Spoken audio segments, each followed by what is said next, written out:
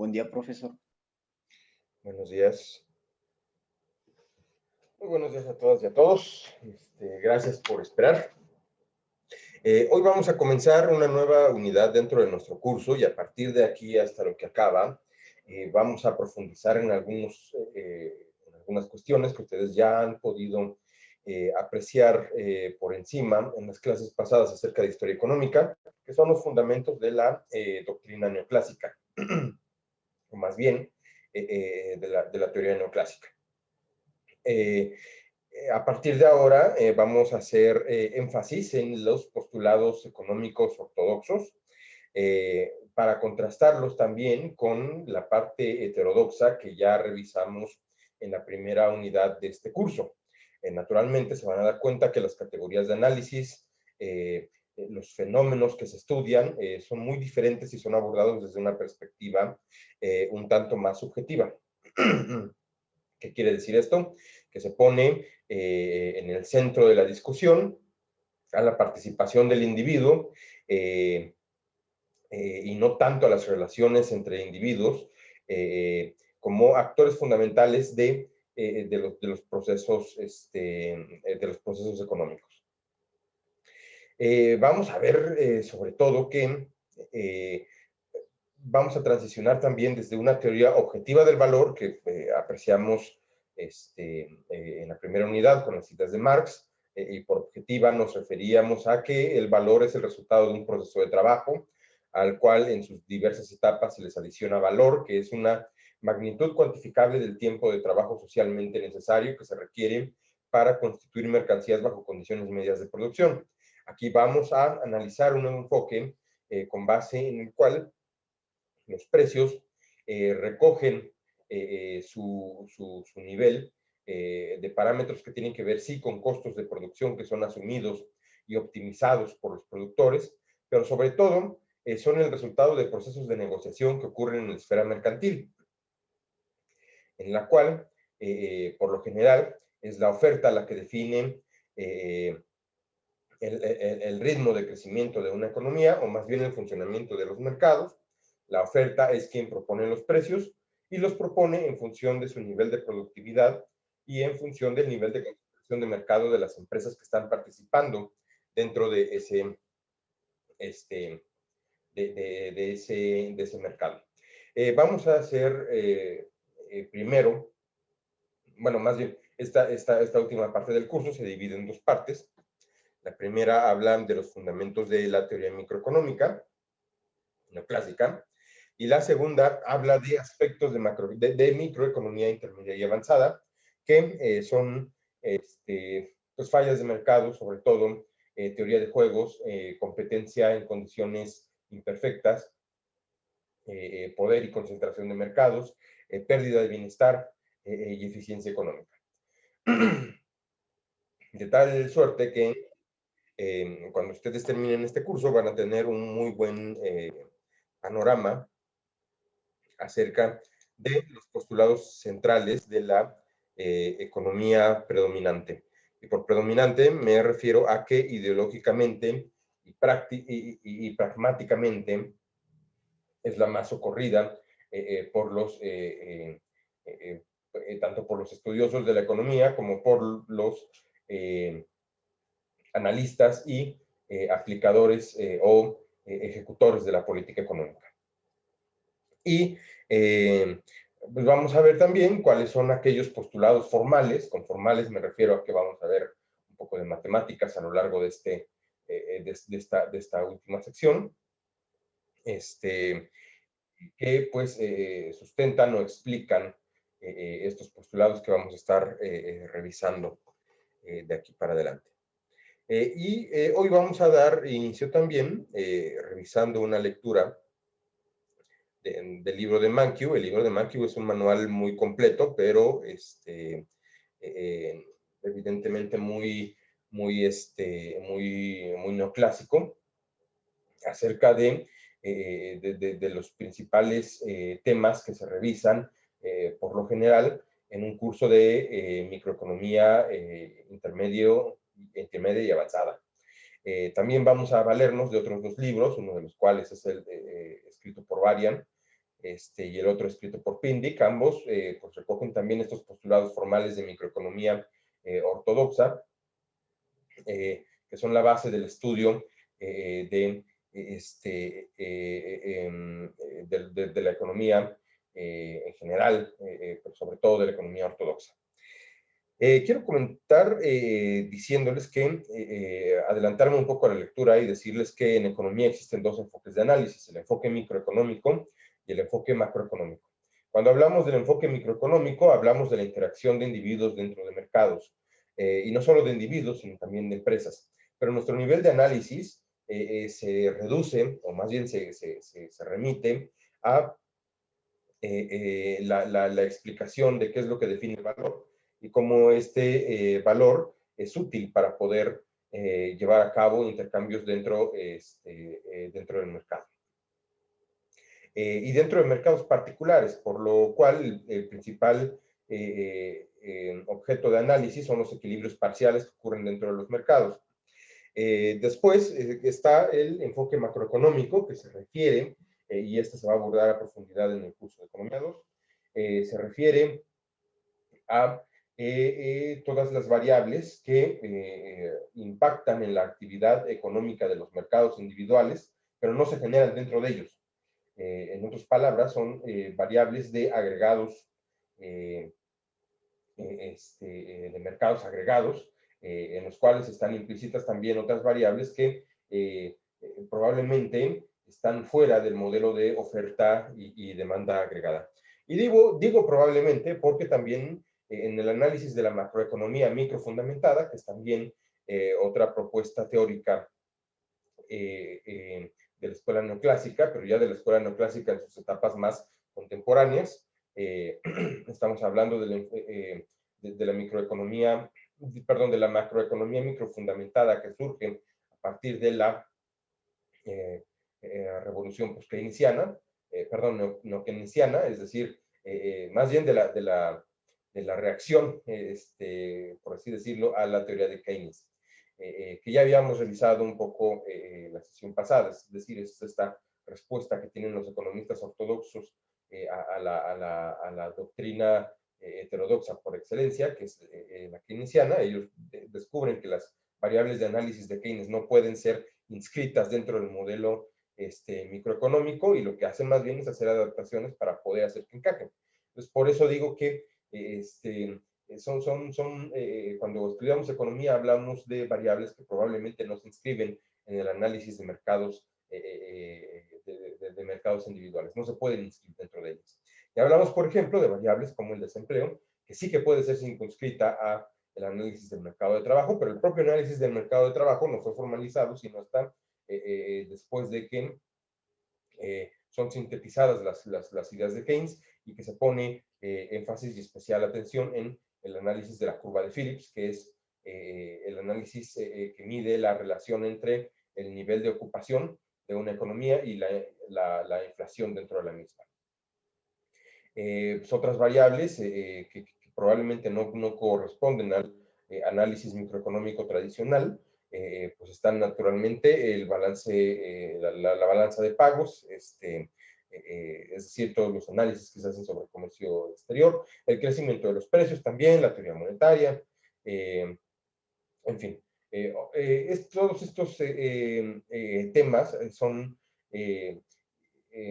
particulares del enfoque macroeconómico, porque miden, insisto, no necesariamente la actividad económica de mercados particulares, o no se remiten a variables que puedan circunscribirse al espacio analítico de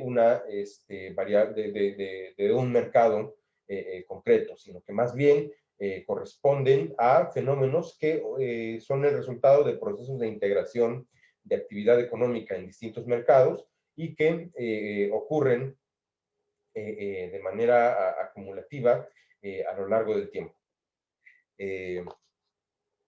Pero no solo a lo largo del tiempo, sino a lo largo y ancho del propio sistema económico, es decir, con la participación de todos los agentes que intervienen en cada uno de los mercados individuales.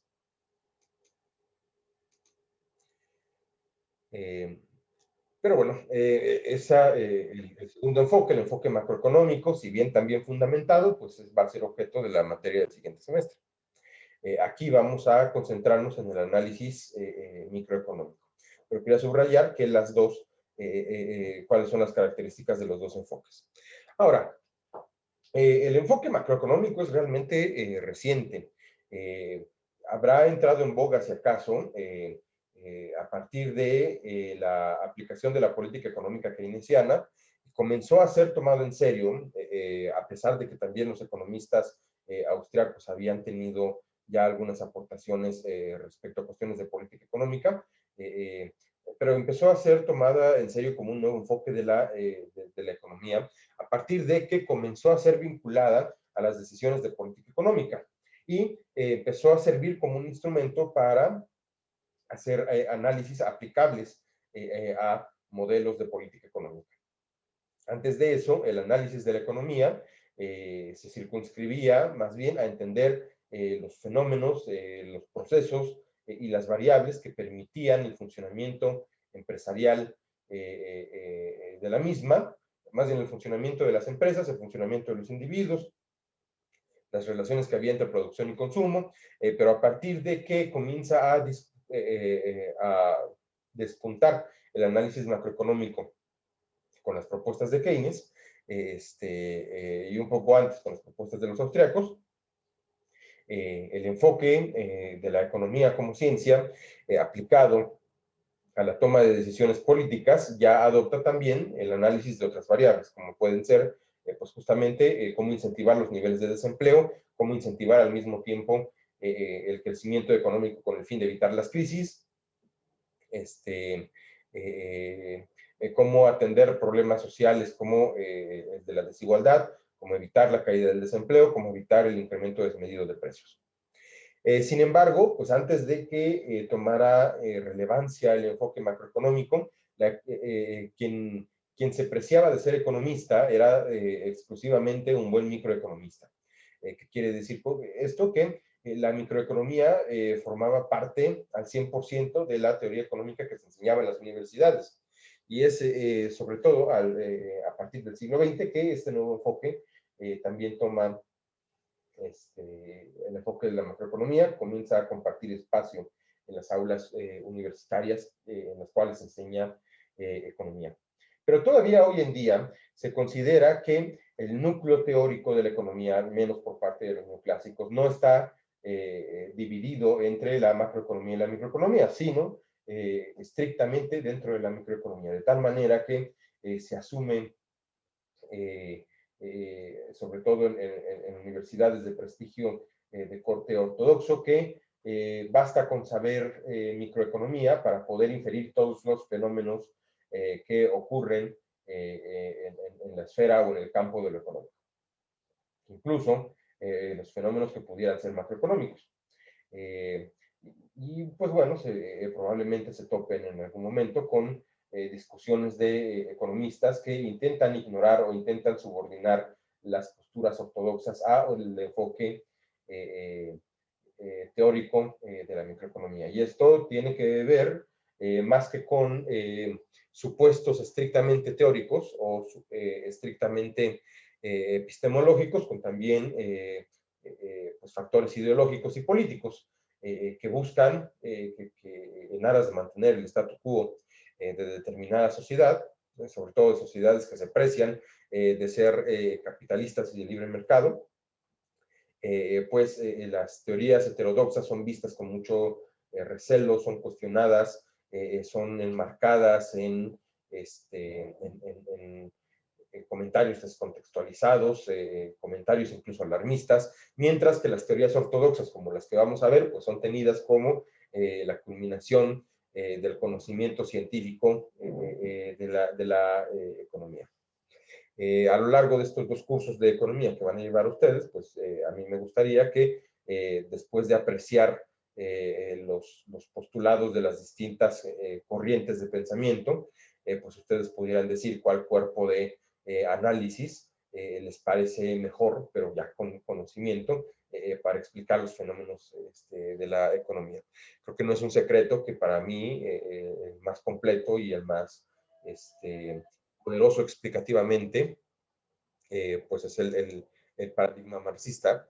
Pero bueno, también, también existe el paradigma clásico, que actualmente pues tiene su revitalización con los neorricardianos. Está el panorama neoclásico, que es el que vamos a ver hasta a lo largo de este, de este curso, y está pues también el paradigma keynesiano, que dicho sea de paso, no tiene una teoría microeconómica del valor, es sencillamente una aplicación macroeconómica que sirve para orientar la política económica.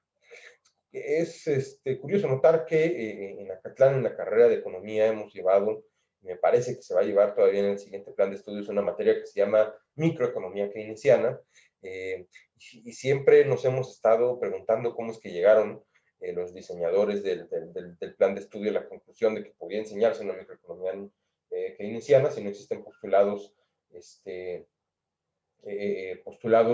acerca de una teoría microeconómica del valor dentro del pensamiento keynesiano.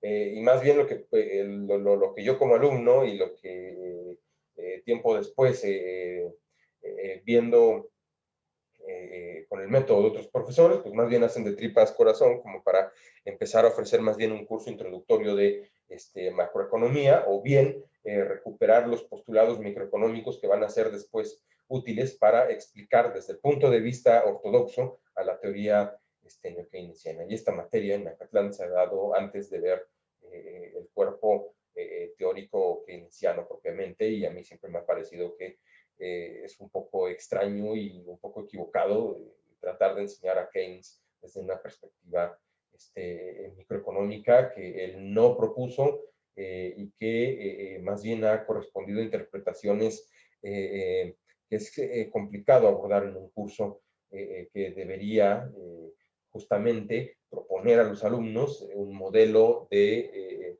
creación microeconómica de valor. Pero en fin, nosotros no vamos a hacer ese despropósito.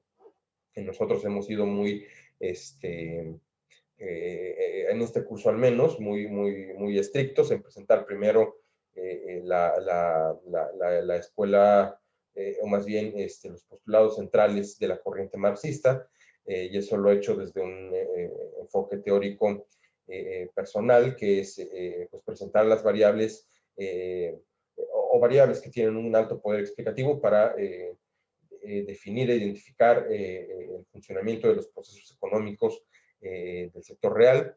Vamos a ver ahora, naturalmente, también un análisis de los postulados ortodoxos, y en el siguiente curso pues harán el análisis de los postulados keynesianos y de la refutación neoclásica de los mismos, o más bien de la síntesis que han hecho los economistas neoclásicos de las ideas keynesianas, o dicho de otra forma, su interpretación de las mismas. Pues va a ser un camino largo. Y bueno, damos aquí nuestros primeros pasos. Y pues bueno, ahora les toca a ustedes. Díganme qué les pareció la lectura en términos de lo que sugiere acerca de la forma en la que piensan los economistas. O dicho de otra forma, díganme ustedes cómo se imaginaban que pensaban los economistas acerca de los fenómenos económicos antes de este curso.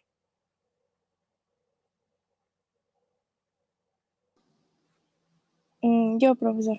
Adelante, Jessica. Sí, bueno, pues yo no, al principio llevé economía también en la prepa. Entonces, el profesor nos había dado como que un curso introductorio y nos hizo la misma pregunta de cómo creíamos que los economistas basaban sus estudios o cómo llegaban a ciertas conclusiones.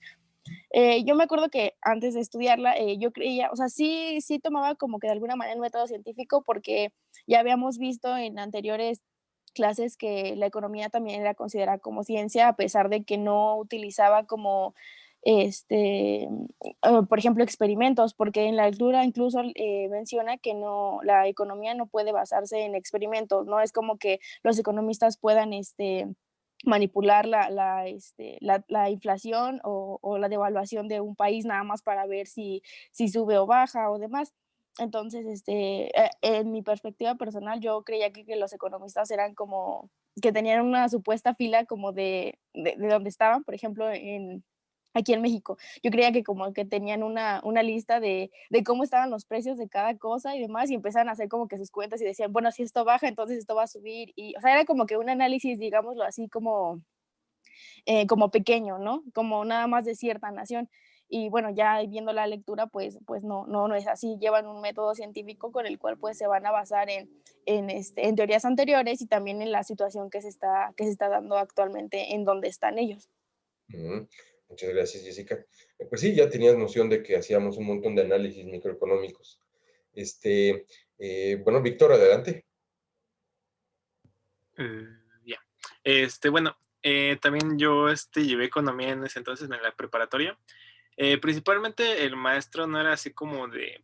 Es más, creo que nos enseñaba pues de cosas de carrera universitaria, entonces por eso es que se me hizo un poco confuso en la época de la preparatoria, pero principalmente yo comprendía o yo tenía el pensamiento igualmente de que los economistas se basaban principalmente en la situación que llegaba en el momento, vaya, que si ocurrió un fenómeno tal o cual no sé, en el mercado, pues lo analizaban principalmente en ese momento. O sea, no tenían ni bases anteriores, o bueno, sí tenían, pero no las tomaban en cuenta, o las descartaban, o no pensaban en un cierto qué pasará, ¿no? Entonces, principalmente yo creía que esas cosas de los economistas, pues era centrarse en lo que se observa en el momento y ya pues después van a ir arreglando lo que vaya sucediendo de mala manera, ¿no? Pero ya vi con la lectura que como dice mi compañera Jessica, sí tiene un método científico que quizás no sea tan centrado como otras ciencias exactas como física o matemáticas o ese tipo de cosas, porque pues ya son leyes naturales, ¿no? Aquí es como dice la escuela austriaca, el análisis del comportamiento humano. Bueno, no del comportamiento humano, sino de la influencia humana, pues. Entonces, se me hace curioso que también tengan ese como aspecto general de lo que puede llegar a pasar, pero conociendo sus límites del estudio, bueno, del método de estudio. Muchas gracias, Víctor. ¿Alguien más? Yo, Adelante. este, Paulina. Ay, Ah, al revés, es ¿no? que Monse levantó la mano primero. Ah, perdón. Dame chance de que hable Monse y ahorita te damos la palabra, Paulina. Bueno, también yo llevé economía cuando iba en prepa y de igual forma me acuerdo que el profe nos llegaba a decir que lo que sí influía demasiado para que la gente, bueno, con la gente en economía es que también influía demasiado su forma de pensar o sus emociones, porque también llegó a decir que si una persona estaba triste, tal vez llegaba a comprar algo porque estaba triste. Y bueno, también ahorita con lo de la lectura y también porque me acuerdo mucho de lo que decía el profe, que, o sea, los economistas sí van a tener un método científico porque van a tener que estudiar ¿cómo se dice? ¿Qué se puede decir? Bueno, pues la economía la van a tener que estudiar cómo está afectando como tal al país o cómo es que lo va a ir afectando y tienen que ir viendo cómo o qué es lo que está provocando que eso lo afecte y bueno, todo eso es lo que yo me acuerdo y pues por eso también ya sabía que sí usaban un método científico los economistas porque era necesario para saber qué era lo que estaba afectando, cuál era el factor que lo estaba afectando y todo eso. Muy bien, muchas gracias, Monse. Ahora sí, Paulina, adelante.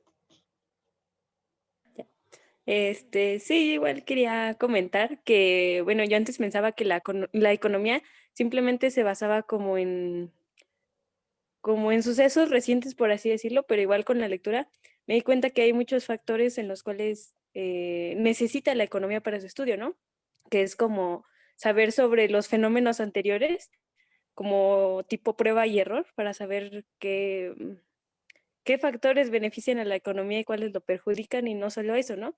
Sino, como mencionaba mi compañera Monse, que también hay otros factores como los sociales, ¿no? Que la economía también estudia, o sea, tiene varios factores y pues ya, es que se me fue lo que iba a decir, pero más o menos era eso.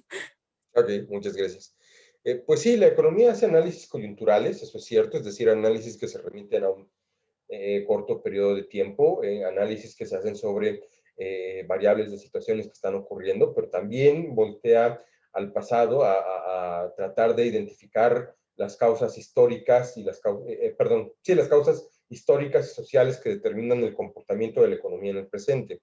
Pero no solo eso, sino que también analizamos a través de datos el comportamiento de las variables cuyo análisis hacemos coyunturalmente en el presente, para poder también deducir si el comportamiento presente que tienen es el resultado de una tendencia que ha sido confirmada más o menos a lo largo de la historia, o bien si es el resultado de una transformación de la realidad social y de la realidad productiva y de la realidad de consumo, que forma un parteaguas con respecto a el desempeño económico pasado. Ahora, nosotros utilizamos un método científico que en principio es el mismo que utilizan también los científicos sociales, los científicos naturales, perdón, en el sentido de que tienen las mismas etapas. En un primer momento, y visto de manera resumida, los economistas observamos la existencia de un fenómeno que ocurre regularmente, establecemos una pregunta acerca de por qué ocurre, bueno, más bien, de cómo es que ocurre este fenómeno. Aventuramos una respuesta inicial, que es una hipótesis, y nuestra labor consiste en tratar de confirmar o de refutar esa hipótesis.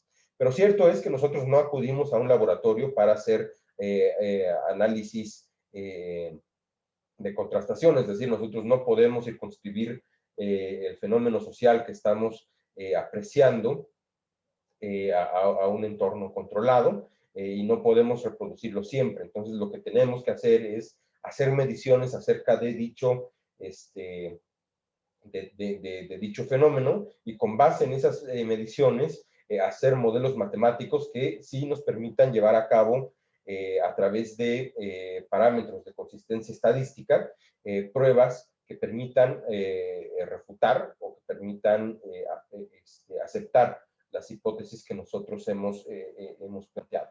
Sin embargo, pues también a medida que ha estado evolucionando la ciencia económica y que se va nutriendo de otros métodos analíticos y de otros enfoques epistemológicos, pues de repente ya nos es posible hacer algunos análisis en determinados laboratorios, sobre todo cuando vamos incorporando algunas técnicas de análisis de la psicología y de la biología, y particularmente de la teoría de la complejidad.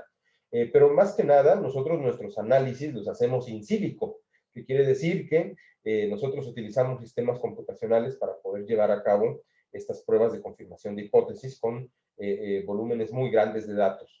No solamente de datos de fenómenos que ocurren en el presente, sino de datos que también son históricos. En un laboratorio, por ejemplo, de biología, la mayoría de una buena parte de los experimentos se hacen in vitro, es decir, se replican estructuras biológicas dentro de una caja de Petri, y se analiza la evolución de estas estructuras, visto de manera muy coloquial, metiéndole sustancias, analizándolas en el microscopio, y pues bueno, se observa la evolución de estructuras que se replican, que se reproducen, que nacen, que mueren en un entorno controlado. Se les puede meter la influencia de algunos otros elementos biológicos, y ver cómo reaccionan. Lo mismo pasa en laboratorios de química y de física, ¿no? Tenemos sustancias, las hacemos reaccionar entre ellas, analizamos sus reacciones, vemos el balance de energía que ocurre entre las sustancias, entre los cuerpos. Pero bueno, eso es complicado, en efecto, hacerlo cuando estamos hablando de una ciencia social, y lo mismo aplica, por ejemplo, para su propia ciencia, para la sociología. Ustedes también van a ver que es necesario un método de construcción del conocimiento, o dicho de otra forma, un método científico, para arribar a las conclusiones o a las teorías que ustedes manejan y que son distintas del resto de las ciencias sociales. No siempre se puede hacer en un laboratorio. Los psicólogos, por ejemplo, sí que hacen algunas demostraciones en laboratorio utilizando personas, pero es para ver la regularidad de determinadas conductas humanas y tratar de inferir sus causas. Lo mismo pasa con los psiquiatras, que también pueden ver el comportamiento de determinados seres humanos en el entorno de un laboratorio. Y de igual manera, los economistas intentamos hacer algunas aproximaciones acerca de modelos de conducta de las personas bajo ciertas condiciones de fenómenos mercantiles. Las tratamos de hacer también en laboratorios. Cuando no es posible, aplicamos encuestas, aplicamos análisis estadísticos que nos permiten ir midiendo el comportamiento de grupos más o menos grandes de personas. Y visto también desde el otro punto, desde el punto de vista de la complejidad, pues también datos estadísticos nos ayudan a crear modelos basados en agentes. Hacerlos basados en agentes es hacer una representación informática o digital de una persona, meterle a esa persona un montón de parámetros de datos estadísticos y después replicar ese comportamiento con ciertas variaciones, o bien programar en un sistema informático el comportamiento esperado de un montón de personas y después hacer que el sistema informático prediga el comportamiento de más personas, y entonces lo que tenemos ya son estructuras adaptativas que se asemejan mucho a estructuras biológicas para poder hacer predicciones de comportamiento económico. Es decir, nosotros creamos vida in silico y después hacemos que esa vida se organice como bien pueda, con el fin de hacer predicciones de comportamiento económico. Pero este enfoque de la complejidad en realidad es muy reciente. Ha comenzado a aplicarse a partir de los años 80 y al menos en México viene repuntando desde hace desde no más de 10 años. De tal manera que pues todavía estamos apenas descubriendo los economistas las posibilidades de, en efecto, llevar a cabo análisis de laboratorio. Y para nosotros los laboratorios pues no son estos espacios de infraestructura en los cuales tenemos un montón de materiales, tenemos un montón de muestras. No, nuestros laboratorios son salas llenas de computadoras y llenas de servidores en los cuales nosotros estamos pensando modelos y los estamos metiendo a las computadoras, corremos los modelos y vemos lo que sale. Y ya con eso, gracias a los avances sobre técnicas y sobre procedimientos y sobre metodologías, pues ya podemos tener modelos que predicen muy bien los fenómenos económicos y que los explican también. Primero los explican, luego los predicen. Históricamente, y eso no lo menciona acá la lectura, pues nuestro método favorito para hacer, digamos, estos pequeños análisis explicativos y predictivos, pues ha sido la estadística. Después la estadística maduró y se convirtió en econometría, que es una técnica que permite utilizar estadísticas para verificar la existencia de relaciones entre variables que asumimos tienen relación entre sí, y en la medida en que esos datos van demostrando la existencia de dicha relación, pues nosotros podemos decir que determinado fenómeno ocurre o no ocurre en función de nuestras hipótesis. Y pues más recientemente, la aparición de los modelos basados en agentes y del análisis de sistemas complejos adaptativos nos permite tener herramientas también basadas en estadística, pero también basadas en apreciaciones de comportamientos de estructuras biológicas, modelos explicativos y de predicción todavía más precisos. Pero este enfoque de la complejidad también implica reconocer que reconocer un salto epistemológico en la propia economía, que es todas las formalizaciones que nosotros vamos a ver, todas las matemáticas que vamos a estar analizando, son heredadas, si no prestadas, de análisis hechos por físicos. Y esto deviene de que nos ha costado mucho trabajo, sobre todo a partir de principios del siglo XX, ir delineando que el funcionamiento de los mercados implica también intercambios que son parecidos a aquellos que ocurren en sistemas energéticos termodinámicos. Dicho de otra forma, el intercambio de mercancías que ocurre dentro de un mercado es parecido al intercambio de energía calórica, de energía térmica, perdón, que ocurre entre distintos cuerpos que son puestos en contacto entre sí. Y gracias a esas condiciones ha sido posible hacer un símil entre, pues justamente, los fenómenos económicos y los fenómenos físicos. Y si puede existir este símil, entonces pueden utilizarse las mismas herramientas para analizarlos. Y esas herramientas, pues, son análisis, análisis matemáticos. Ojo, los primeros análisis matemáticos que se llegaron a plantear para explicar fenómenos económicos utilizaban relaciones cuantitativas muy simples, en términos lineales, es decir, funciones lineales, funciones que no tenían variables elevadas a ninguna potencia, eran expresados sencillamente en términos de sumas y de multiplicaciones.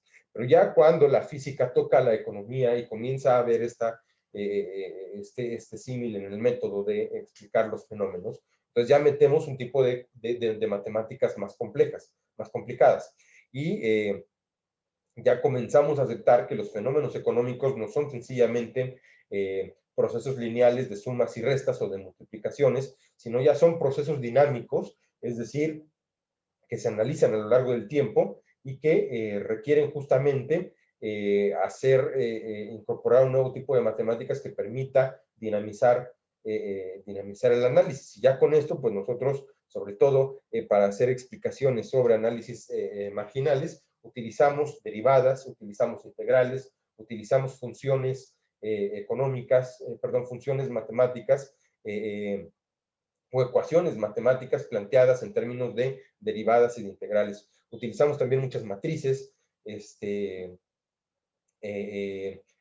bueno, pues son digamos, los grandes elementos que se utilizan para representar los fenómenos económicos. Pues vamos a ver acá, va a ser un poco tortuoso al principio cuando ustedes vean el chorizote de función que sale para poder explicar, por ejemplo, el problema o cómo los consumidores deciden comprar mucho y gastar poco.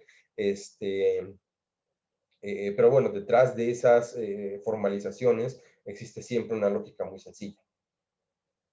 Y bueno, en ocasiones incluso también dependiendo de la disponibilidad de datos estadísticos que existan para medir esos fenómenos, pues la aplicación de esas formalizaciones matemáticas, pues puede ser más o menos posible dentro de un entorno de análisis dado.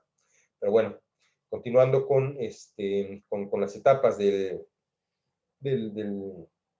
método científico, todas estas herramientas que les acabo de explicar nos sirven para evaluar si las hipótesis que nosotros estamos planteando tienen una verificación en la realidad. Es decir, si conforme a la teoría que nosotros estamos, si conforme a la hipótesis que nosotros estamos planteando, puede derivarse una teoría de comportamiento de los fenómenos económicos, que no necesariamente de las personas.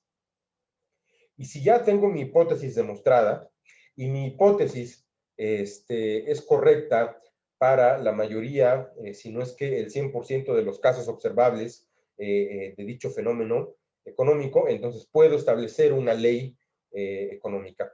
Pero si se verifica solo para casos particulares o para casos generales, perdón, si se verifica solamente para casos generales de los cuales es posible derivar casos particulares, entonces de lo que estamos hablando es una teoría.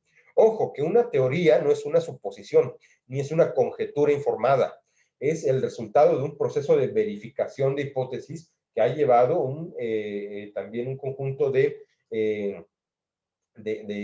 actividades encaminadas a verificar una hipótesis con la debida consistencia lógica y metodológica.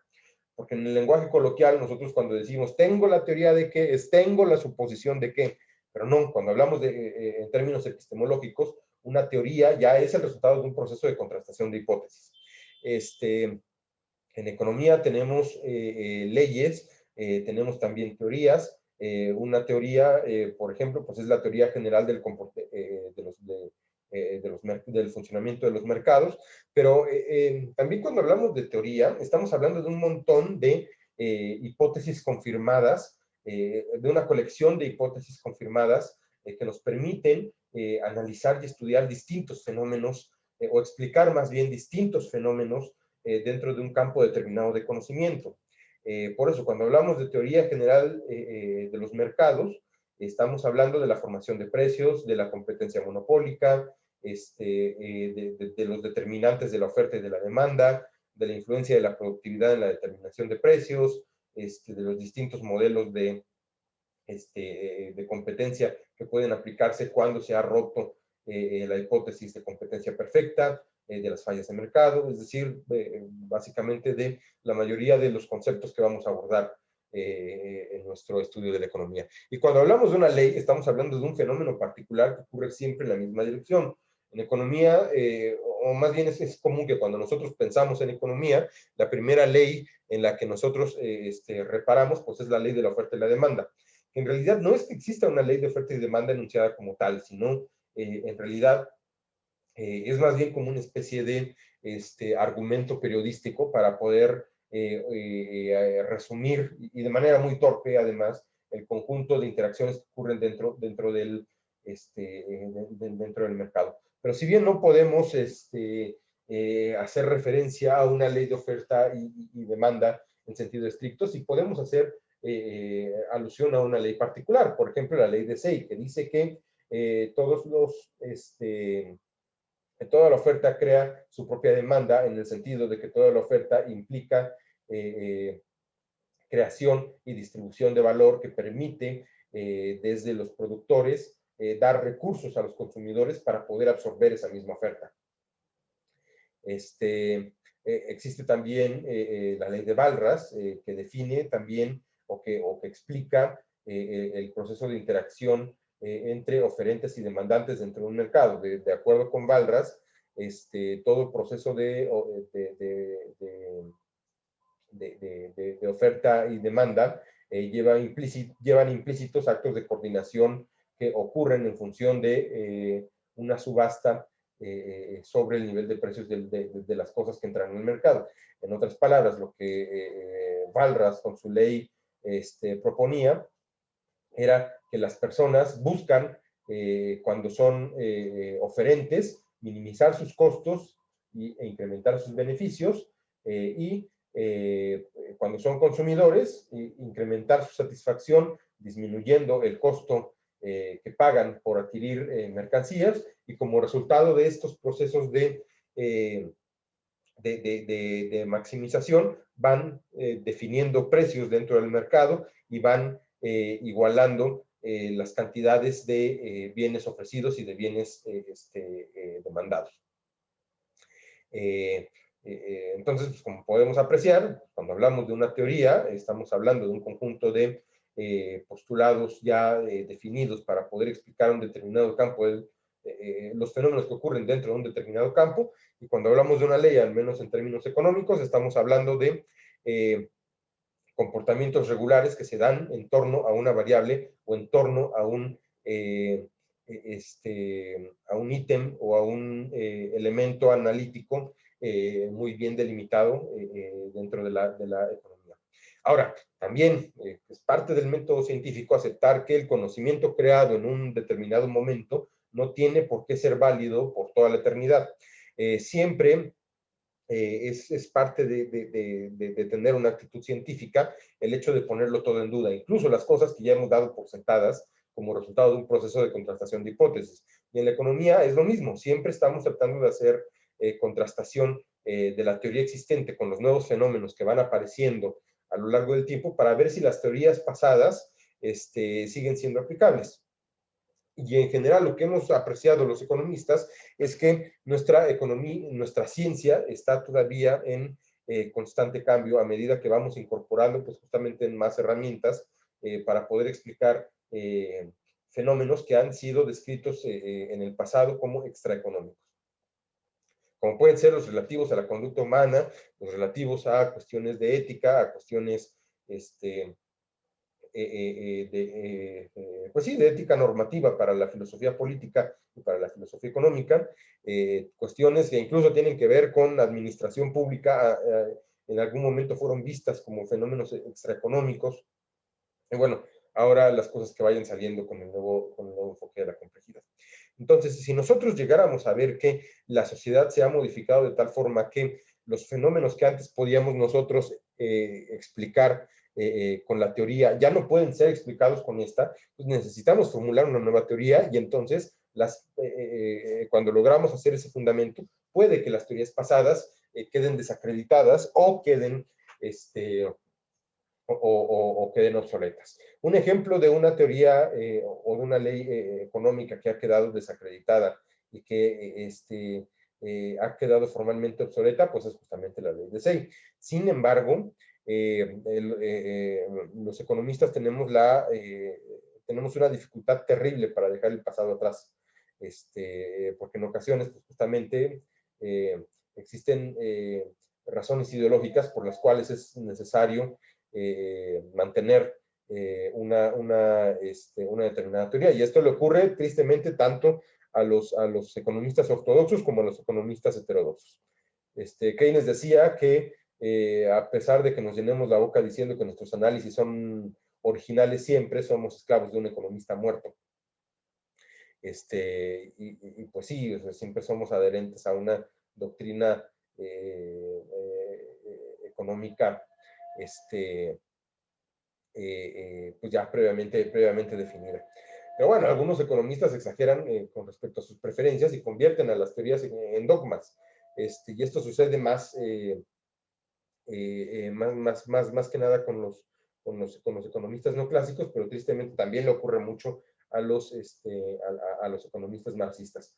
Bueno, en aras de convertir a la economía en una herramienta analítica para poder sustentar un proyecto político, los dos lados han cometido el error de olvidarse de analizar los procesos meramente económicos y han enfocado el método científico de la economía en tratar de explicar procesos políticos, lo cual no da buenos resultados si se quiere tener mejor comprensión acerca de los fenómenos económicos.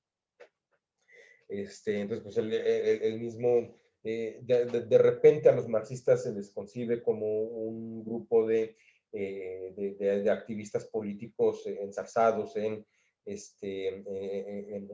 discusiones que no evolucionan, que están basados más bien en supuestos no contrastados. Entonces, de repente eso no es una actitud muy científica, sino es más bien una actitud de fanatismo y de dogmatismo. Lo mismo pasa en ocasiones con el otro lado, con los economistas ortodoxos, cuando nosotros nos acercamos de repente a ciertos neoclásicos que defienden a ultranza el libre mercado y la existencia del equilibrio general competitivo, y que dicen que el método de libre mercado es el más justo porque permite la realización de las voluntades individuales y no sé qué tanta cosa. También estamos ante economistas que son fanáticos.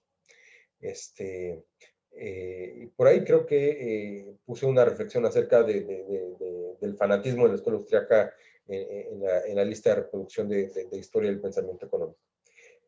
Pero bueno, si nosotros seguimos estas etapas, es decir, primero observamos un fenómeno, después establecemos una pregunta que nos permita derivar a una respuesta provisional, y esta respuesta provisional la utilizamos como hipótesis, es decir, es el fenómeno que nosotros esperamos que ocurra para poder explicar perdón, es lo que nosotros esperamos que ocurra para poder explicar este fenómeno.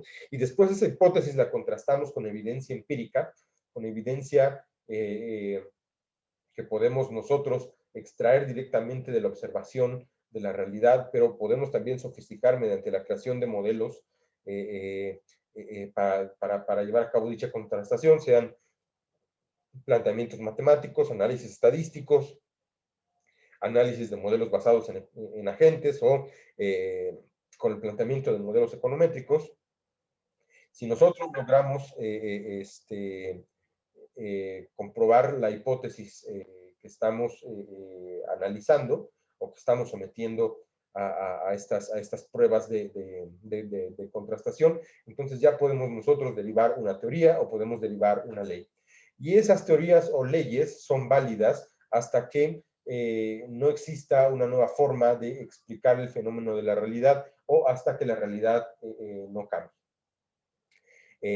Y es misión de todo economista no conformarse con las explicaciones de la realidad que están publicadas, sino tenemos también que tratar de refutarlas, tratar de analizarlas, tratar de expanderlas, cuestionarlas, validarlas cada cierto tiempo también mediante nuevos experimentos o mediante la creación de nuevos modelos con el fin de evitar que la ciencia económica como tal, sus hipótesis, sus teorías, sus métodos se estanquen, porque el estancamiento nos conduce a la dogmatización, y la dogmatización no sirve para explicar la realidad, no sirve para explicar sencillamente o para encumbrar proyectos ideológicos. Y ninguna ciencia está para validar proyectos ideológicos. ¿Alguna duda hasta aquí? No, profesor. Vamos a dar un receso de 5 minutos y volvemos. Sí, profesor, muchas gracias.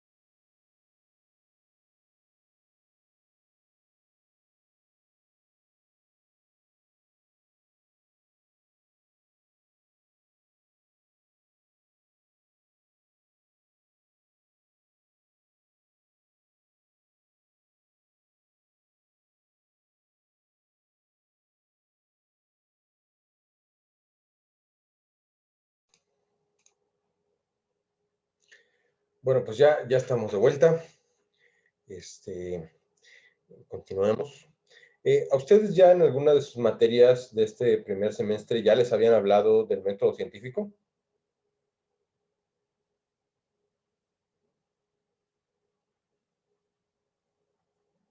No, no como tal. Vimos en redacción como de Kant su metodología, pero como tal método científico no.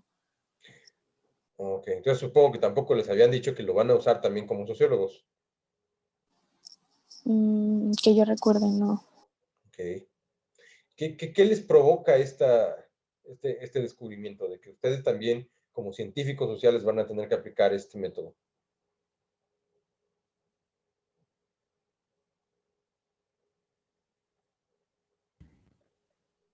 En realidad, yo en preparatoria tuve en mi clase de Ciencias Políticas y Sociales como que la primer parte, ¿no? De la materia era sobre la sociología. Entonces, el profesor nos había dado como la introducción del método científico, que también éramos llamados científicos sociales. Ujú. Entonces, yo sí sabía que se utilizaba el método científico, pero no sabía de qué forma podían como que implementarlo en lo que era la sociedad, ¿no? Entonces se me hace muy interesante todo esto. Ujú. Pues, Y sí, antes de darte la palabra, Jessica, hago el comentario. Este, sí, en efecto, nosotros pues, justamente cuando, bueno, incluso es también como un cliché pensar que los economistas sociales no hacemos ciencia, no hacemos ciencia formal, es decir, no hacemos ciencia de veras, sino como que es más bien una especulación porque pues, la conducta humana no permite, no admite la aparición de fenómenos regulares. Pero la verdad es que sí, hay procesos de organización que dan lugar a fenómenos que van ocurriendo siempre de la misma manera, independientemente del grupo de estudio que nosotros, que nosotros llevemos a cabo. Y una de las grandes luchas que ha tenido tanto la economía como el resto de las ciencias sociales, también la van a tener ustedes, es pues encontrar la forma correcta de discernir conocimiento que pueda ser válido independientemente de los cambios del comportamiento humano, sobre todo cuando hablamos del comportamiento agregado. Jessica, adelante.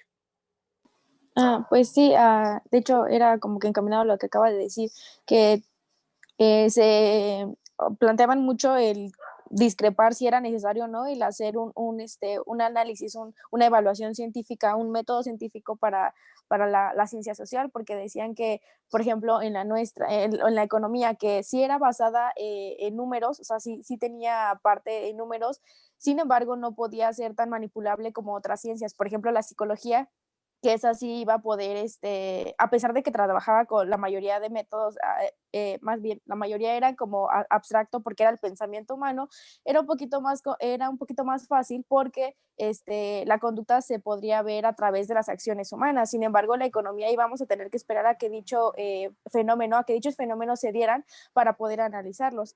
Y también teníamos que tomar en cuenta el contexto en el que se estaba desarrollando tal fenómeno. Uh-huh. Fíjate, eso lo compartimos con la psicología, y eso al menos sí lo ha identificado muy bien la escuela neoclásica, eh, en que, pues, bueno, justamente lo plantea la lectura, ¿no? En las formas que los economistas tenemos para estar formando teorías y para estar verificando conjeturas es la observación. Eh, Nosotros hemos asumido desde que hemos visto a Adam Smith que el comportamiento de los individuos a través de acciones que van encaminadas a satisfacer sus necesidades egoístas va generando el bienestar de la sociedad.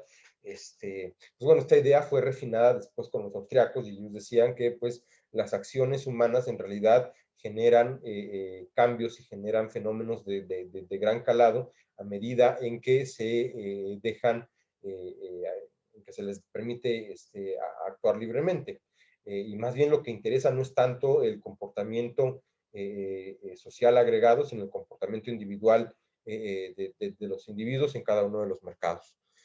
Pero sí, o sea, pareciera muy obvio que tenemos también estos esta posibilidad de medir los fenómenos económicos a través de la medición de acciones de conducta humana, pero pues dado que lo que nos interesa a nosotros no es explicar la conducta humana, sino explicar la creación y distribución de la riqueza, pues tenemos que enfocar nuestro análisis en otro tipo de variables. Víctor, ¿quieres agregar algo? Bueno, nada más para como que opinión personal de que, pues yo consideraba que pues la sociología como ciencia sí tiene su método científico. Pues claro, no es considerada como pseudociencia para no tener ese método, pero igual yo siento que, bueno, en esos aspectos de ciencias que estudian a la sociedad como tal y al comportamiento humano individualmente, sí es un poquito más complicado, porque vaya, es azaroso lo que puede llegar a ser el ser humano en conjunto, no sé, antropología, social, psicología, sociología, vaya. Entonces, yo pensaría, o yo tengo la idea, vaya, de que sí tiene su método, sí tiene sus formas de análisis, pero son un poco más centradas y quizás tienden que ser más exactas para no caer en esos errores del comportamiento humano, de ser azaroso. Exactamente. Cada ciencia tiene un método particular y ese método depende de la naturaleza de su objeto de estudio. El objeto de estudio, por ejemplo, de la física es la interacción energética que existe entre la materia. Entonces, pues estas interacciones pues, se dan de manera muy consistente y muy regular. Puede que existan también fenómenos que se dan en un orden caótico, pero incluso dentro de este caos eventualmente se van descubriendo ciertas regularidades, lo que permite también un cuerpo de conocimientos muy sólido, que permite pues, explicar con mucha precisión la mayoría de los fenómenos que ocurren. Lo mismo pues, ocurre un poco con la biología y con la química, que sus objetos de estudios pues, son las estructuras asociadas a la vida o la constitución y el comportamiento de la materia respectivamente. Pero pues bueno, cuando saltamos hacia las ciencias sociales, nos encontramos que nuestro objeto de estudio, que es el ser humano, es una cosa muy complicada en términos pues, psicológicos, en términos conductuales, en términos culturales, en términos de prácticas sociales. Entonces, pues tenemos que admitir un método científico que sea más o menos flexible en función del tipo de fenómenos o de realidades que estamos analizando. No podemos darnos el lujo de tener modelos explicativos tan estrictos, tan rígidos y tan certeros, pero sí podemos buscar siempre formas de adaptar nuestra forma de adquisición de conocimientos o de medición de la realidad, de tal manera que estas perturbaciones constantes que vienen del comportamiento azaroso de la humanidad no refuten la existencia de determinados procesos. Y bueno, justamente como parte de estas posibilidades o estas necesidades de flexibilizar la construcción y la presentación y la replicación de conocimiento, es que los economistas hemos llegado a adoptar dos herramientas o dos instrumentos que son fundamentales al momento de explicar nuestras teorías, que son la existencia de los modelos y la existencia de los supuestos.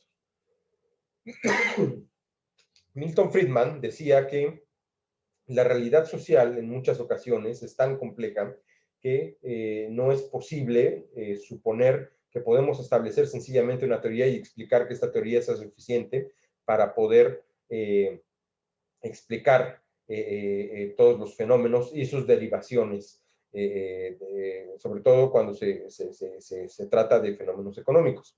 Es decir, nosotros no podemos tener no es posible que nos baste una sola explicación para explicar fenómenos como, por ejemplo, la inflación. Tenemos que admitir que la inflación puede ser de una u otra manera, dependiendo del contexto en el que se desenvuelvan las variables involucradas en el modelo explicativo, más bien, depende del contexto en el que se desenvuelvan las variables que generan inflación. Es decir, no es lo mismo tener inflación en un país con altos niveles de productividad y alta eficiencia del gasto público, que tenerla en un país de baja productividad, con un gobierno corrupto, propenso a imprimir billetes. Entonces, como existen muchas modalidades de la realidad económica ocurriendo y alterando de manera regular las mismas variables, hay que generar una explicación que pueda englobarlas a todas. Y esta explicación, por lo general, se construye en la forma de un modelo. Entonces, un modelo es un planteamiento formal que permite recoger la interacción que ocurre de manera general entre las variables que involucran la aparición de un fenómeno económico. Y tiene que ser lo más sencillo posible, y no solamente tiene que ser lo más sencillo posible, tanto en términos de planteamiento, sino también en términos de explicación, es decir, pedagógicamente debe ser muy fácil de entender. Y si esto fuera poco, también tiene que tener el máximo poder explicativo posible. El ejemplo de modelo más tradicional que tenemos nosotros en la economía es el modelo del mercado. Es decir, nosotros podemos acudir a un mercado físico y decir, aquí están ocurriendo procesos de oferta y demanda porque fulanito vende y fulanito compra. Pero bueno, nosotros en la mayoría de las ocasiones no vamos mercado por mercado, porque también hacer análisis del mercado de la esquina, del mercado de la colonia, no nos ayuda mucho para explicar fenómenos económicos, por muy microeconómicos que sean. Necesitamos un espacio analítico, y este espacio analítico requiere de que nosotros establezcamos actores y variables, mucho como se hace con el diseño experimental, en la cual tenemos variables de control, tenemos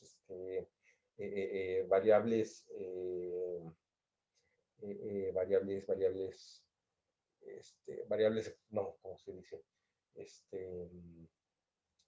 A ver, tenemos variables dependientes, variables independientes y variables de control. Pues nosotros acá, cuando hacemos análisis del comportamiento de la esfera mercantil, es decir, de interacciones de oferta y de demanda, también tenemos una variable independiente, una variable dependiente y una variable de control que nos permite pues, analizar el resultado de estas interacciones. Pero bueno, el modelo de mercado admite solamente admite de inicio tres variables: oferta, demanda y precios. Y todos los ajustes que puedan existir entre los procesos de circulación mercantil, en su forma más sencilla, se explican en términos de estas tres variables: alguien que vende, alguien que compra y los precios con los cuales ocurren estos intercambios. Ya existen después modelos un poquito más complicados, modelos que podríamos nosotros definir como modelos como modelos de trabajo y modelos explicativos. Los modelos de trabajo son los que nosotros aventuramos para dar respuesta a una posible hipótesis y por lo tanto están inscritos dentro del propio proceso científico. Un ejemplo de modelo de trabajo puede ser un modelo econométrico para tratar de explicar la relación entre distintas variables. Por ejemplo, si nosotros quisiéramos medir, hacer una hipótesis de que el crecimiento del PIB está en función de del sector secundario, es decir, de las manufacturas, más que de las otras, pues tendríamos nosotros que verificar que el nivel de correlación entre el crecimiento del valor agregado de las manufacturas es más grande que el crecimiento del valor agregado del sector de servicios y del sector de producción de materias primas. Entonces, este modelo de trabajo nos permitiría verificar nuestra hipótesis. Y después tenemos modelos explicativos, que son modelos ya confirmados, modelos muy sencillos, para poder explicar la mayoría de los fenómenos económicos que ocurren. Y un ejemplo de este modelo, pues es naturalmente la propia fórmula del Producto Interno Bruto, que nos dice que este es el resultado del consumo más la inversión, más el gasto de las familias, más la balanza comercial. Otro modelo explicativo ya generado, pues es el que a nivel microeconómico explica la existencia de monopolios, que es cuando una sola empresa tiene poder para determinar el mercado, el nivel de costos marginales de la empresa preponderante tiende siempre a disminuir por debajo de la media. U otros tipos de modelos explicativos, pues son los dos que remite la lectura, que uno es el modelo circular de la economía, y el otro es el modelo de la frontera de posibilidades de la producción. Incluso la clase pasada ya me preguntaban en qué consistía el modelo de la esfera circulatoria, pues ya aquí está definido con mayor propiedad, pero pues siempre les digo, en economía el objetivo de un modelo es ser capaces de explicarlo de la manera más sencilla posible, y en virtud de que el modelo es sencillo, admite la posibilidad para explicar la mayor parte de los fenómenos. ¿Por qué? Porque la sencillez implica generalidad, es decir, la sencillez implica la capacidad para subsumir dentro de los propios postulados del modelo los diferentes casos particulares que pueden emanar desde un fenómeno. El modelo de mercado, por ejemplo, en su simplicidad admite la posibilidad de que puedan ocurrir procesos subóptimos de consumo y de producción. Hasta cierto punto puede inferir también la necesidad para incrementar los precios y puede explicar también la aparición de fenómenos como la inflación. El modelo de mercado puede explicar también la influencia de los adelantos tecnológicos sobre el nivel de precios, de las fallas de información, de las fallas de competitividad, de la concentración de mercado, etc. Y solamente es necesario plantear el modelo en términos de algo muy sencillo, como decir que en el mercado intervienen productores que ofertan y consumidores que demandan, y la coordinación entre los volúmenes de bienes y servicios que se intercambian en este espacio viene dada por el nivel de los precios. Y los precios son acordados en procesos de negociación entre oferentes y demandantes. Se acabó.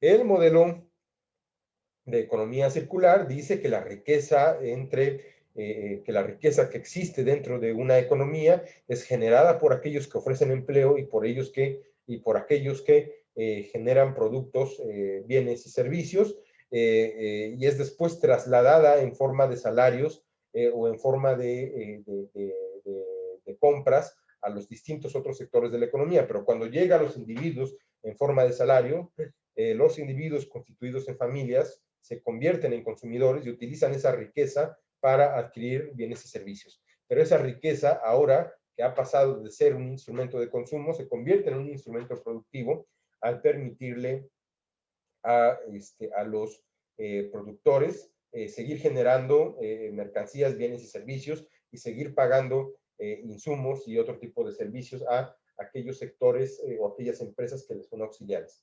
De tal manera que la riqueza se genera a través del trabajo, se distribuye a través del pago de salarios y a través de las compras, y vuelve continuamente a manos de los empresarios, que a su vez las devuelven a manos de las familias. Entonces, este modelo, así planteado sencillamente, nos permite también explicar escenarios particulares de este modelo de generación y de distribución de la riqueza. Con este modelo podríamos nosotros también entender por qué existe concentración de la riqueza y necesariamente también por qué existe pobreza. Podríamos entender también por qué algunos sectores de la economía son más sensibles a los incrementos o disminuciones de salarios que otras.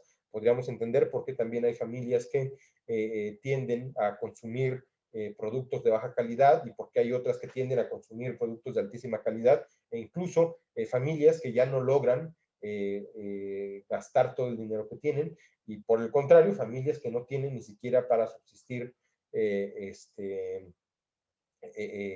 comprando bienes de canasta básica. Pero asimismo podríamos explicar también por qué el flujo de la economía, el flujo de la riqueza dentro de la economía genera momentos de auge y genera también momentos de decadencia. El segundo modelo que nos explica la lectura es el modelo de la frontera de posibilidades de producción, que explica que, dado un acervo de insumos productivos dados, solamente se puede generar un número finito de mercancías. Por ejemplo, nos habla ahí sobre la producción de automóviles y de computadoras. Nosotros podríamos elegir dedicar toda nuestra economía a generar, automóviles, o toda nuestra economía a generar computadoras. Pero dado que no ocurre así, sino que siempre estamos buscando combinaciones de producción, entonces lo que tenemos es que hay un punto dentro de una gráfica que tiene pendiente negativa, en la cual nosotros podemos optimizar la producción de los dos materiales, digo, de las dos mercancías.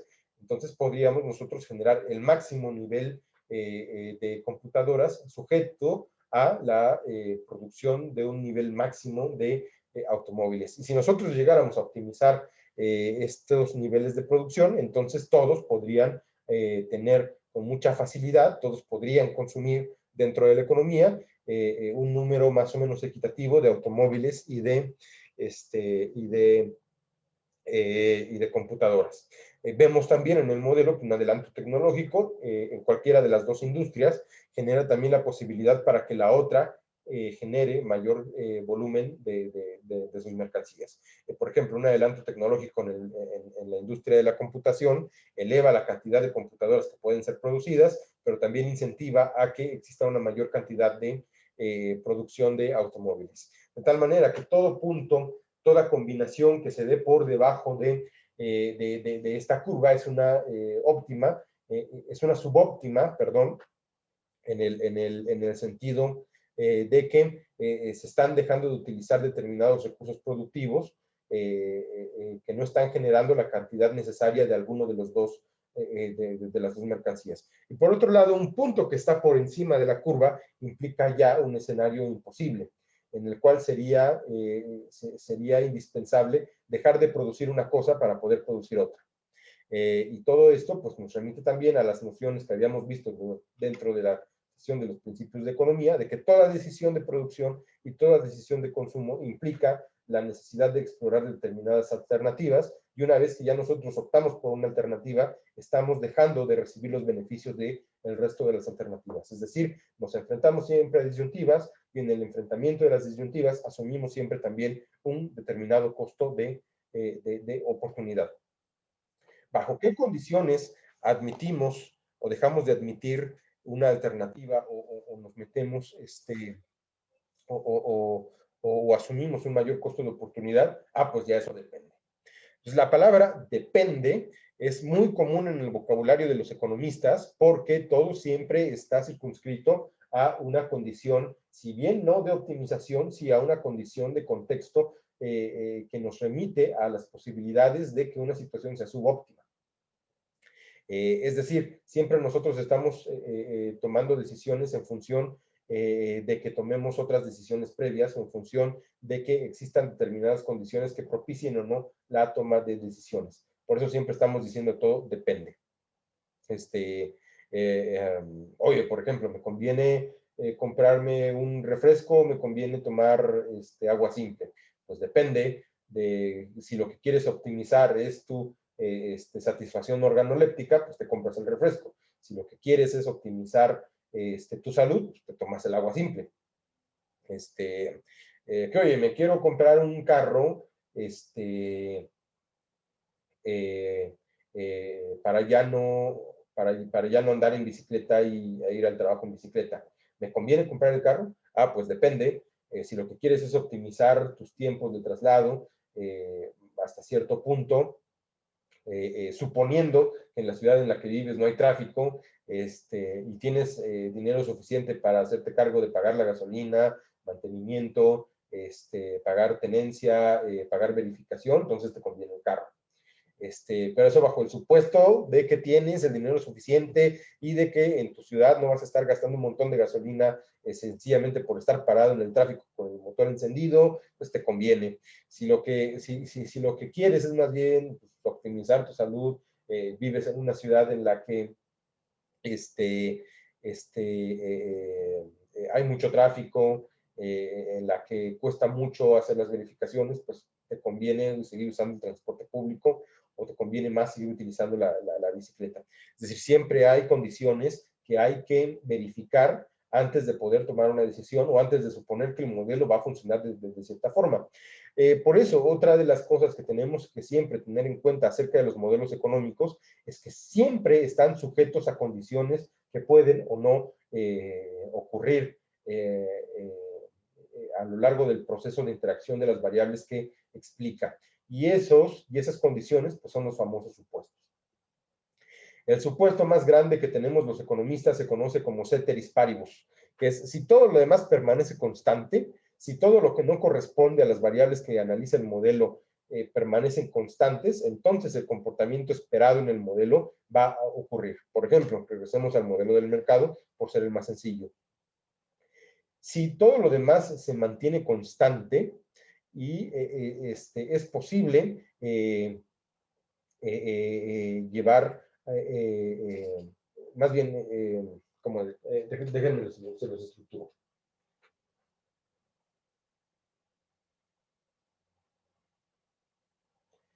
La hipótesis fundamental del modelo de mercado es la siguiente. Dada un conjunto de bienes que son ofertados y una restricción presupuestaria, es decir, una cantidad de dinero que sirve para poder comprarlos, si existe un nivel, suponiendo, aquí va el primer supuesto, suponiendo que no existen limitantes para el intercambio de los productos, es posible definir un precio de equilibrio en el cual todo lo que se ofrece puede ser demandado, es decir, existe una aniquilación de la oferta en el mercado. Si todo lo demás permanece constante, vamos a poder siempre verificar esta relación, es decir, que todo lo que ofrece en el mercado se demanda. ¿Qué es aquello que podría no permanecer constante y alterar esta posibilidad dentro del modelo de mercado? ¿Qué creen ustedes que podría alterarse y evitar que en el mercado todo lo que se ofrezca no se demande?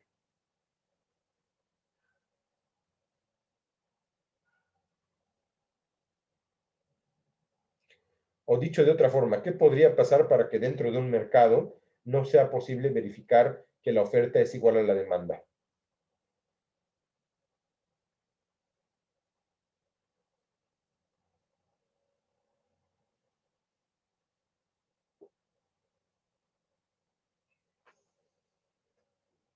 ¿Nadie? ¿Lo podría repetir de nuevo, por favor? ¿Qué podría pasar para que dentro de un modelo de mercado la oferta no fuera igual a la demanda?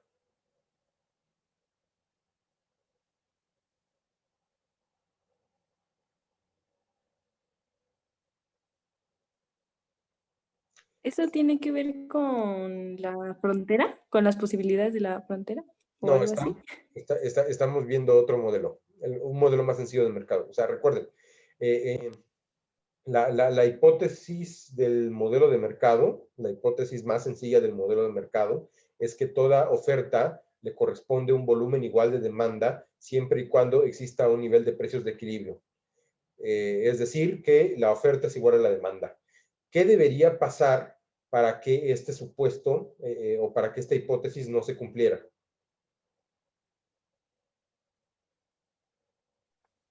Que haya mucha o muy poca oferta. Esa es una condición, en efecto, que haya, que haya mucha, que haya un exceso o que haya un déficit de oferta. ¿Qué más? ¿Tendría relación con los precios de reserva? Sí, puede ser que exista un precio de reserva demasiado bajo y que eso impida la posibilidad de, más bien que eso genere una demanda excesiva de determinado producto. ¿Qué más? Es como el ejemplo de los departamentos. Sí, Exactamente, pues es justamente eso, el efecto, el ejemplo de los departamentos, pero te me estás adelantando. Ok, ok. Pero bueno, Perdón. vamos a aprovechar esto. Ya que lo identificaste, porque veo que ya leíste la lectura de Varian, explícanos qué dice acerca del ejemplo de los departamentos. Pues nos menciona que hay un círculo externo e interno, Ujú. pero estos son dependiendo de dónde se encuentran estos. El interno es donde están los que son más cercanos a la universidad, que es en este caso, y los externos son los que son más lejos, bueno, con mayor distancia. Entonces aquí nos explica que, ay, ¿cómo era? Que una persona que está dispuesta a pagar 500 euros solamente era la que iba a rentar un departamento como tal. Entonces ellos tenían que ir viendo de qué manera iban bajando los precios para que no perdieran tanto, pero que a la vez siguieran rentando los departamentos. Entonces la persona que estaba dispuesta a pagar 490 no iba pues a subir al otro precio que era 499. Ya iba a tener esa espera hasta que el precio bajara a 490 para poder acceder al departamento. Exactamente. Bueno, a ver, para completar el rompecabezas, ¿qué es el precio de reserva? Son como los precios disponibles que una persona puede, donde no pierda tanto, pero a la vez que no, ¿cómo explicarlo?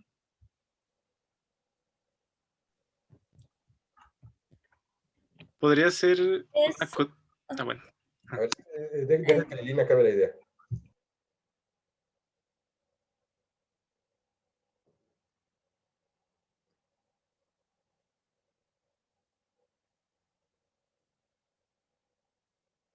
¿Aileen? lo que una persona está dispuesta a pagar.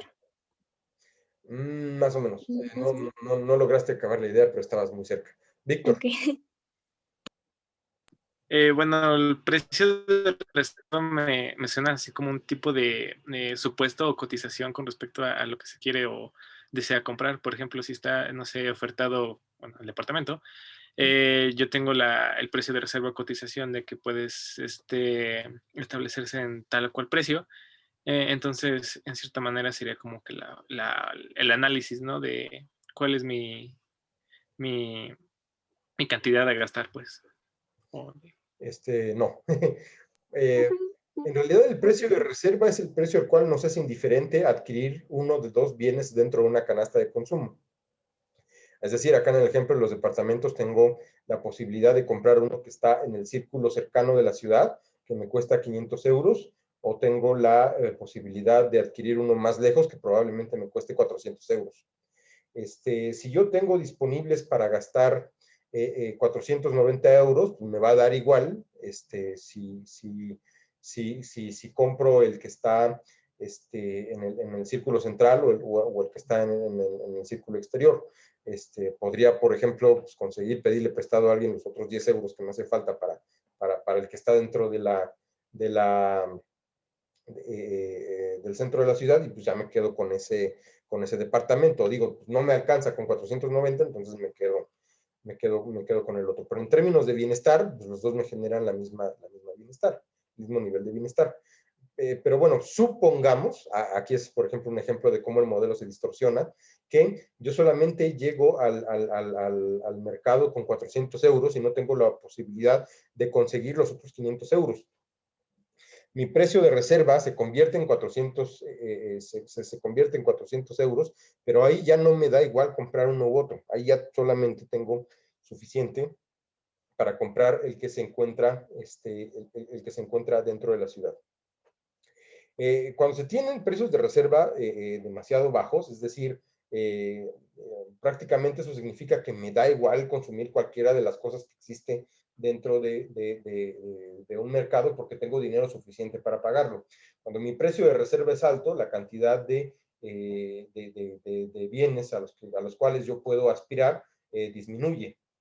De tal manera que entre más grande sea el precio, menos demando.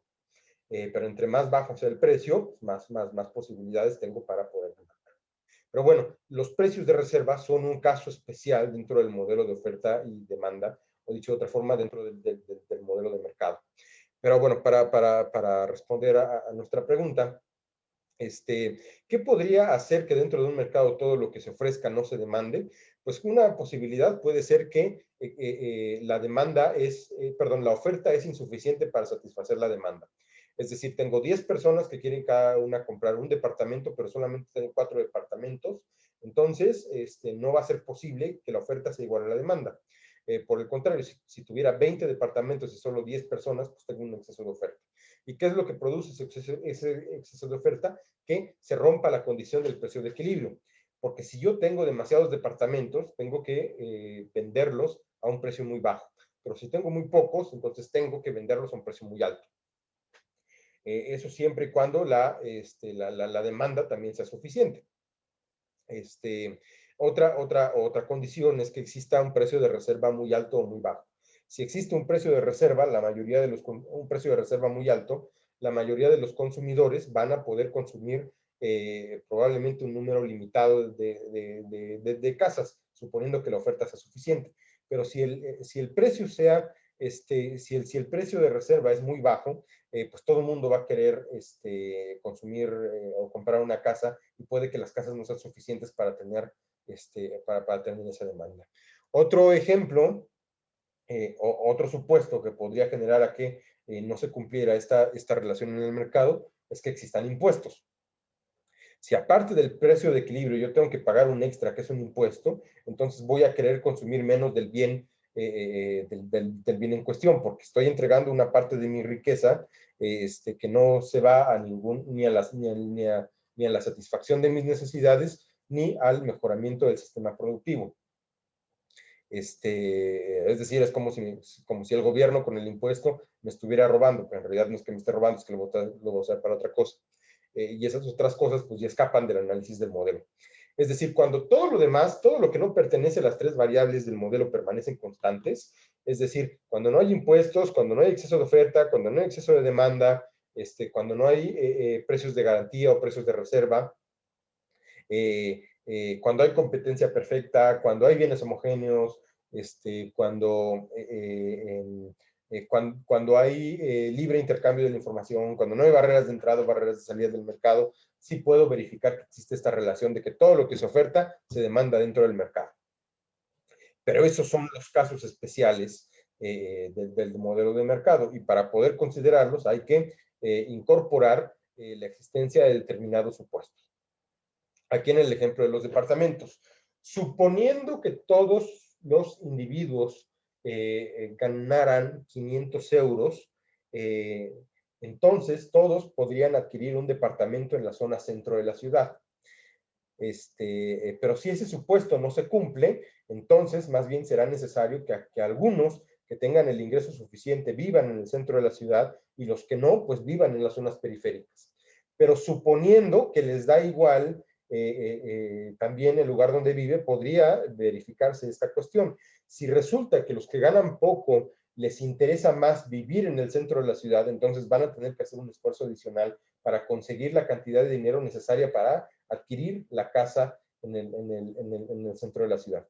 Entonces, no es que los modelos se apliquen a rajatabla, siempre tienen que estar contextualizados y siempre tienen que estar, o más bien siempre admiten la posibilidad de que una condición de la realidad determinada altere la forma en la que estos modelos pueden cumplirse. Y eso son justamente lo que nosotros, los economistas, conocemos como supuestos. Y bueno, justamente también incorporar los supuestos supone que siempre estamos en la posibilidad de tomar una decisión entre múltiples alternativas. Y esto adquiere especial relevancia cuando los economistas acudimos a dar opiniones o análisis para política pública. Pero al momento de nosotros incidir en temas de política económica o de cualquier otro tipo de política, siempre estamos también tratando de hacer optimizaciones con respecto a modelos muy sencillos, pero siempre acotados a la existencia de determinados supuestos. Por eso siempre cuando los economistas se nos pregunta, sobre todo cuando somos asesores políticos, alternativa política nos conviene tomar, pues nosotros estamos siempre ofreciendo demasiados dependes. Y estos dependes están circunscritos a que se cumplan determinados supuestos que pueden alterar la mejor decisión posible que podría llegar a tomarse. Entonces, pues todas estas son las particularidades del pensamiento científico, de la forma en la que los economistas tomamos decisiones y consideramos el estudio de los fenómenos. ¿Alguna duda? No, profe. No, profe. Muy bien. Pues hasta aquí la sesión del día de hoy. Para el lunes lleguen muy descansados, lleguen muy claros, porque vamos a empezar a hacer matemáticas desde las 7 de la mañana. Y pues no sé si ya les tocó vivir esa experiencia, pero es muy pesado. Entonces, nos vemos la próxima semana. Hasta luego. Bonito fin. Buen Nos vemos, día, profe, profesor. gracias. Hasta luego, Nos profe. vemos el martes.